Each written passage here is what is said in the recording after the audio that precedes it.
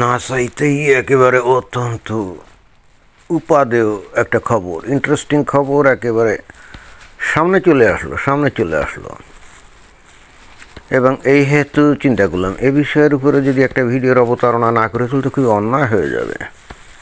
তো খবরটা কি, এখানে যে বলছে কি, Islamist in France just smashed the glass doors and windows of a Catholic bookstore, calling it fascist for selling Bibles, Christian books, and statues of Jesus and Mary. এই যে Catholic book store, এইটা করছে কারা করছে? Islamist, মানে কিছু মুসলমান, তাই না? কি অদ্ভুত ব্যাপার দেখেন, যে ফ্রান্সে সম্ভবত 8-9% হলো মুসলমান। তো সেই 8-9% মুসলমানের ধাক্কায় ফ্রান্স কিন্তু এখন থর কম্পমান। ওরা যখন ইচ্ছে যা খুশি করে, রাস্তা দখল করে নামাজ পড়া শুরু করে, আর এখন তো একেবারে খ্রিস্টানদের বইয়ের যে স্টোর সেটা ভাঙচুর করলো, তাই না? যেহেতু ওই যে বাংলা লিসনার্স, আমার শ্রোতাকারা বাংলাভাষী, তাই না? তো এখন বাংলাদেশ তো একটা মুসলিম সংখ্যাগরিষ্ঠ দেশ, সেখানে 7-8%, 8-9% হলো মনে করেন যে হিন্দু। এখানে একটু কল্পনা করেন তো, যে এই হিন্দুরা যদি কোনো মুসলমানদের ইসলামী বইয়ের দোকান এরকম ভাঙচুর করতো, তারপরে এরকম এই বই ছিঁড়ে এখানে ফেলে দিত, এবং সেটা যদি চিহ্নিত হতো প্রকাশ্যে হিন্দুরা এটা করছে, তো গোটা বাংলাদেশে হিন্দুদের ওপরে এই মমিন মুসলমানরা কি আচরণ করতো? অথচ দেখেন, সংখ্যালঘু হয়ে ফ্রান্সের মতো একটা উন্নত দেশে, সেখানে তারা কিন্তু কোনো রকম ভয় ডরহীন ছাড়া এই কাজগুলো কিন্তু করে যাচ্ছে। তাও আবার কি একেবারে খ্রিস্টানদের বইয়ের স্টোর, তাই না? আসলে মুসলমানদের বুকের পাটা আছে। আমি বলি যে ওরা আসলে বীরের জাতি। আর যতগুলো জাতি আছে যারা নাকি যে হিন্দু বলি, খ্রিস্টান বলি, এগুলো সব কাওয়ার্ড, কাপুরুষ হয়ে গেছে, নপুংসক হয়ে গেছে। আর যেগুলো নাস্তিক, মুক্তমনা, এগুলো তো মানে কি বলা যায়, এগুলো তো আরও বেশি ভীরু কাপুরুষ, ওই হাতে চুরি করে বসে থাকে।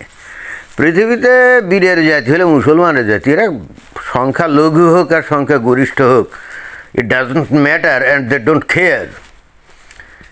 এই ফ্রান্স কেন, আমরা তো ওই জার্মানিতেও দেখি যে সেখানে দলবল নিয়ে রাস্তায় এসে তারপরে বলে যে এই জার্মানিতে কি ইসলামী শরিয়া ল চালু করতে হবে। তারপরে যে ইতালিতে দেখি, বাংলাদেশে এরকম কিছু হিন্দু নেমে যদি বলতো যে বাংলাদেশে আমরা হিন্দু আইন চাই, কি অবস্থা হতো এবার বুঝতে পারছেন? তো তারপরেও কিন্তু এই যে ক্যাথলিক পোপ, সে আবার কি বলল, কি বললো আমরা একটু দেখি। Islam is a religion of peace, we can learn from. ইসলাম হলো শান্তির ধর্ম, না? ইসলাম হলো শান্তির ধর্ম, এবং তাদের কাছ থেকে আমরা শিখতে পারি, কি শিখতে পারি? শান্তি শিখতে পারি। তো এই তো এই ফ্রান্সে এই যে পোপ, আপনার নজরে এই সমস্ত খবর টবর পড়ে নাকি পড়ে না? মনে হয় যে পড়লেও না দেখার ভান করে বসে থাকে। আমি জানি না এই ভদ্রলোককে কে বা কারা এই ক্যাথলিকদের একেবারে সর্বোচ্চ যে ধর্মীয় নেতা নির্বাচন করলো। মানে আমার কাছে তো মনে হয় যে সে একজন উইলফুলি ইডিয়ট। সারা দুনিয়াতে মুসলমানরা কোথায় কি করে বেড়াচ্ছে, কি করছে, এইগুলো সে কি জানে না? যদি জেনে থাকে তাহলে সে এই ধরনের কথাবার্তা বলে কি করে? তার সাথে বড় কথা হলো যে মুসলমানরা তো আর তাদের ধর্মকে বলে না যে Islam is a religion of peace, কি বলে না? তাহলে তুমি বাবা তাদের এই কথা বলে মানে কি বুঝাতে চাচ্ছ? আর বললেই তারা কি শান্তিপূর্ণ হবে? নাকি ভাবটা এরকম যে ঠিক আছে, ওরা মাঝে মাঝে একটু উচ্ছৃঙ্খলতা করে, একটু দুষ্কৃতপনা করে, কিন্তু যদি বলা হয় যে না, তোমাদের ধর্মটা মানে শান্তিপূর্ণ না, তাহলে আরও বেশি উচ্ছৃঙ্খলা করবে, এরকম নাকি? যুগের পর যুগ ধরে এই পলিটিক্যাল কারেক্টনেসের নামে মুসলমানদেরকে তো নানাভাবে বলা হয়েছে না না না, ইসলাম তো শান্তির ধর্ম। কিছু লোক ইসলামের নাম ব্যবহার করে আকাম কুকাম করে বলে কি সব মুসলমান এর জন্য দায়ী নাকি।